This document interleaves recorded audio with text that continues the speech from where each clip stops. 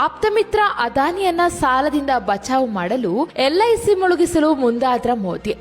The Washington Post ನ ತನಿಖಾ ವರದಿಯೊಂದು ಈ ಚರ್ಚೆ ಹುಟ್ಟುಹಾಕಿದೆ. ಕೇಂದ್ರ ಸರ್ಕಾರದ ಡಿಪಾರ್ಟ್ಮೆಂಟ್ ಆಫ್ ಫೈನಾನ್ಷಿಯಲ್ ಸರ್ವಿಸಸ್ ಮತ್ತು ಎಲ್ಐಸಿಯ ಸೆನ್ಸಿಟಿವ್ ದಾಖಲೆಗಳನ್ನ ಆಧರಿಸಿ ವಾಷಿಂಗ್ಟನ್ ಪೋಸ್ಟ್ ಈ ಆರೋಪ ಮಾಡಿದೆ. ಎಲ್ಐಸಿ ಕೇವಲ ಸರ್ಕಾರಿ ಒಡೆತನದ ಸಂಸ್ಥೆ ಮಾತ್ರವಲ್ಲ, ಕೋಟ್ಯಾಂತರ ಬಡ ಮತ್ತು ಮಧ್ಯಮ ವರ್ಗದ ಜನ ತಮ್ಮ ಬದುಕಿನ ಭದ್ರತೆಗಾಗಿ ಕೂಡಿಟ್ಟ ಹಣದ ನಿಧಿಯೂ ಹೌದು. ಅಂತಹ ಹಣದಲ್ಲಿ ಬರೋಬ್ಬರಿ 33,000 ಕೋಟಿ ರೂಪಾಯಿಯನ್ನ ಅದಾನಿ ಕಂಪನಿಗಳಲ್ಲಿ ಹೂಡಿಕೆ ಮಾಡಲು ಮೋದಿ ಸರ್ಕಾರ ಎಲ್ಐಸಿ ಮೇಲೆ ಪ್ರಭಾವ ಬೀರಿತು ಎಂಬುದು ಆರೋಪ. ಪತ್ರಿಕಾ ವರದಿಯ ಪ್ರಕಾರ ಇದೇ ಮೇ ತಿಂಗಳಿನಲ್ಲಿ ತನ್ನ ಚಾಲ್ತಿ ಸಾಲಗಳಿಗೆ ಮರು ಹಣಕಾಸು ನೆರವು ಪಡೆಯಲು ಅದಾನಿ ಸಮೂಹ $585 ಮಿಲಿಯನ್ ಬಾಂಡ್ ಹಾಜರುಪಡಿಸಬೇಕಿದ್ದ ಒತ್ತಡಕ್ಕೆ ಸಿಲುಕಿತ್ತು. ಆದರೆ ಯಾವುದೇ ಅಂತಾರಾಷ್ಟ್ರೀಯ ಹೂಡಿಕೆ ಸಂಸ್ಥೆಗಳು ಅದಾನಿ ಸಮೂಹದಲ್ಲಿ ಹಣ ಹೂಡಲು ಹಿಂದೇಟು ಹಾಕಿದ್ದವು. ಅದಕ್ಕೆ 3 ಕಾರಣಗಳಿವೆ. ಮೊದಲನೆಯದು, ತನ್ನ ನಿರ್ಬಂಧ ಉಲ್ಲಂಘಿಸಿ ಇರಾನ್ನಿಂದ ಎಲ್ಪಿಜಿ ಆಮದು ಮಾಡಿಕೊಂಡ ಅದಾನಿ ಸಂಸ್ಥೆ ಮೇಲೆ ಅಮೆರಿಕ ಸರ್ಕಾರ ಗಂಭೀರ ವಿಚಾರಣೆ ಕೈಗೊಂಡಿತ್ತು. ಎರಡನೆಯದು,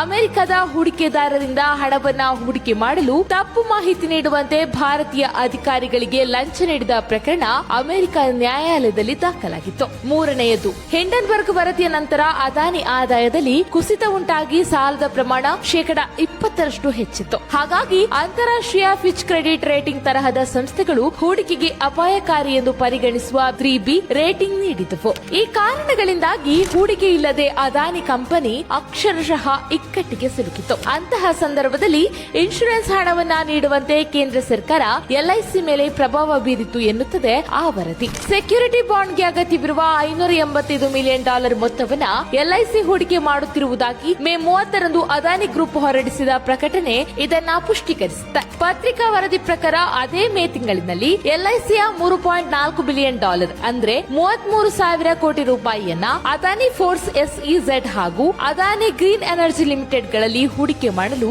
ನೀತಿ ಆಯೋಗದ ಸಹಯೋಗದೊಂದಿಗೆ ಭಾರತದ ಫೈನಾನ್ಸ್ ಮಿನಿಸ್ಟ್ರಿಯು ಎಲ್ಐಸಿಗೆ ಒಂದು ಪ್ರಪೋಸಲ್ ಕಳಿಸಿತ್ತು. ಅದಾನಿ ಸಮೂಹದಲ್ಲಿ ಹೂಡಿಕೆ ಮಾಡೋದ್ರಿಂದ ಗವರ್ಮೆಂಟ್ ಸೆಕ್ಯೂರಿಟಿ ಹೂಡಿಕೆಯಿಂದ ಬರಬಹುದಾದ ಲಾಭಕ್ಕಿಂತ ಹೆಚ್ಚಿನ ಲಾಭ ಎಲ್ಐಸಿಗೆ ಬರಲಿದೆ ಎಂದು ಫೈನಾನ್ಸ್ ಮಿನಿಸ್ಟ್ರಿ ವಕಾಲತ್ತು ವಹಿಸಿತ್ತು. ಗವರ್ಮೆಂಟ್ ಸೆಕ್ಯೂರಿಟಿ ಅಂದ್ರೆ ಅಭಿವೃದ್ಧಿ ಕಾರ್ಯಗಳಿಗಾಗಿ ಸರ್ಕಾರಗಳು ವಿನಿಯೋಗಿಸುವ ಹಣ ಎಂದರ್ಥ. ಅಂದ್ರೆ ಕಲ್ಯಾಣ ಕಾರ್ಯಗಳ ಹಣವನ್ನ ಖಾಸಗಿ ಕಂಪನಿಗೆ ಹೂಡಿಕೆ ಮಾಡಲು ಲಾಭಾಂಶದ ನೆಪ ಹೇಳಿ ಸರ್ಕಾರವೇ ಶಿಫಾರಸು ಮಾಡಿತ್ತು. ವಿಪರ್ಯಾಸವೆಂದ್ರೆ ಅದಾನಿ ಸಮೂಹದಲ್ಲಿ ಹೂಡಿಕೆ ಮಾಡೋದು ದೇಶದ ಆರ್ಥಿಕ ಉದ್ದೇಶಕ್ಕೆ ಪೂರಕವಾದುದು ಎಂದು ಅದು ಸಮರ್ಥಿಸಿಕೊಂಡಿತ್ತು. ಹೂಡಿಕೆ ಮಾತ್ರವಲ್ಲದೆ ಅದಾನಿ ಗ್ರೀನ್ ಎನರ್ಜಿಯಲ್ಲಿರುವ ಎಲ್ಐಸಿ ಶೇರ್ ಅನ್ನ 1.3 ನಿಂದ 3% ಹಾಗೂ ಅಂಬುಜಾ ಸಿಮೆಂಟ್ ನಲ್ಲಿರುವ ಶೇರ್ ಅನ್ನ 5.69% ನಿಂದ 8% ಹೆಚ್ಚಳ ಮಾಡಲು $507 ಮಿಲಿಯನ್ ವಹಿಸುವಂತೆಯೂ ಕೇಂದ್ರ ಸರ್ಕಾರ ಎಲ್ಐಸಿಗೆ ಶಿಫಾರಸು ಮಾಡಿತೆಂದು ವಾಷಿಂಗ್ಟನ್ ಪೋಸ್ಟ್ ಆರೋಪಿಸಿದೆ. ತುರ್ತು ಕಾಲದ ಈ ಹೂಡಿಕೆಯ ಪ್ರಪೋಸಲ್ ಅನ್ನ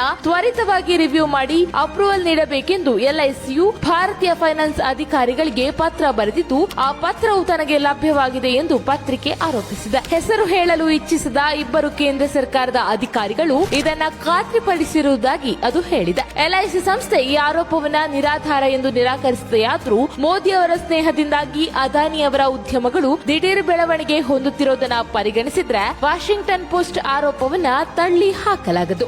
ಅಕಸ್ಮಾತ್ ಭವಿಷ್ಯದಲ್ಲಿ ಅದಾನಿ ಉದ್ಯಮಕ್ಕೆ ಸಂಕಟ ಎದುರಾದ್ರೆ ಪಾಲಿಸಿ ಕಟ್ಟಿದವರ ಹಣಕ್ಕೆ ಯಾರು ಹೊಣೆ? ನಾವು ಕಟ್ಟಿದ ತೆರಿಗೆ ಹಣದಿಂದಲೇ ಸರ್ಕಾರ ಭರಿಸಬೇಕಾಗುತ್ತದೆ. ರಾಜಕಾರಣದ ಒಲವು ನಿಲುವುಗಳ ಹೊರತಾಗಿ ನಾವೆಲ್ಲ ಯೋಚಿಸಬೇಕಿರೋದೇ ಈ